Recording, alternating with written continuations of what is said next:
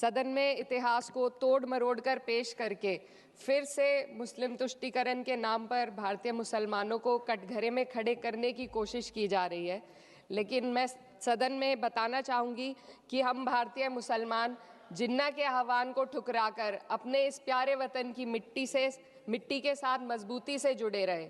हमने महात्मा गांधी, बाबा साहब डॉक्टर भीमराव अंबेडकर, रविंद्रनाथ टैगोर जी, सुभाष चंद्र बोस जी, मौलाना अबुल कलाम आज़ाद, अशफाक उल्लाह खां साहब के विचारों को अपनाया। हम भारतीय मुसलमान इंडियंस बाय चॉइस हैं, बाय चांस नहीं। वंदे मातरम के किन छंदों को राष्ट्रीय गीत के तौर पर अपनाया जाए, ये फैसला सर रविंद्रनाथ टैगोर और सुभाष चंद्र बोस जी जैसे नेताओं के परामर्श के बाद हुआ।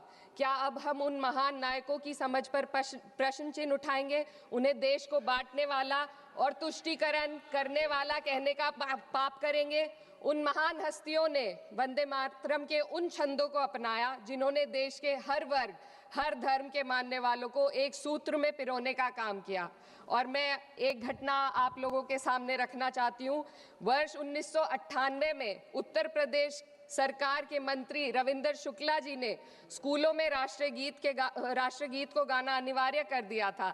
लेकिन तब के तत्कालीन प्रधानमंत्री अटल बिहारी वाजपेयी जी ने, जो उस समय लखनऊ के दौरे पर थे, उत्तर प्रदेश सरकार के इस फैसले पर नाराजगी जताई और यूपी सरकार ने राष्ट्रगीत को अनिवार्य करने वाले मंत्री को बर्खास्त कर दिया था।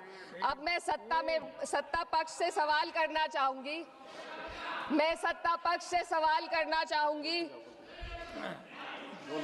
बोलने दीजिए।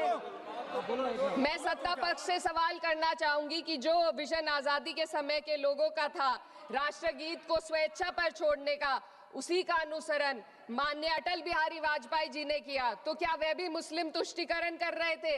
जी नहीं, अटल बिहारी वाजपेयी जी राजधर्म निभा रहे थे। देश में सब धर्मों को एक साथ लाना, सबके जज्बात का एहसास करना ही सबसे बड़ा राष्ट्रवाद है। माननीय अध्यक्ष महोदय, आज हमें वंदे मातरम के असली भाव को समझना जरूरी है।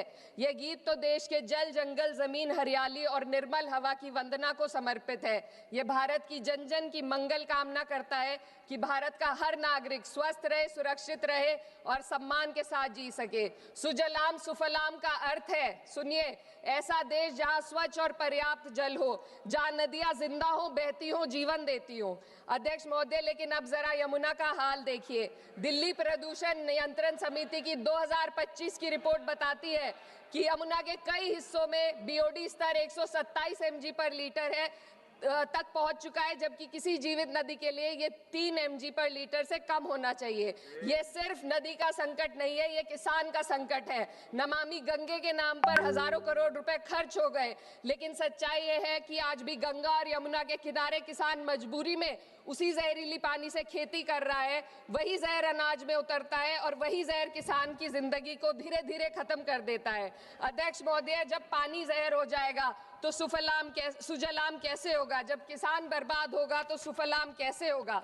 मलयज शीतलम, मलय का अर्थ है मलय पर्वत से बहने वाली ठंडी, सुगंधित, चंदन जैसी हवा जो जीवन देती है, बीमारी नहीं। आज मैं इस सदन से पूछना चाहती हूँ, क्या आज के भारत की हवा मलयज शीतलम है? नहीं अध्यक्ष जी, बस संसद से बाहर कदम रखिए, एक गहरी सांस लीजिए। ये चंदन की महक नहीं, ये जहर है जो आपके हमारे फेफड़ों में उतर रहा है। दुनिया के 20 सबसे प्रदूषित शहरों में से 13 भारत में है। दिल्ली की हवा में सांस लेना मानो रोज 20 सिगरेट पीने जैसा हो। भारत हर साल सर्दियों में जहरीली हवा के प्रकोप में घिर जाता है। AQI गंभीर स्तर पर आ जाता है।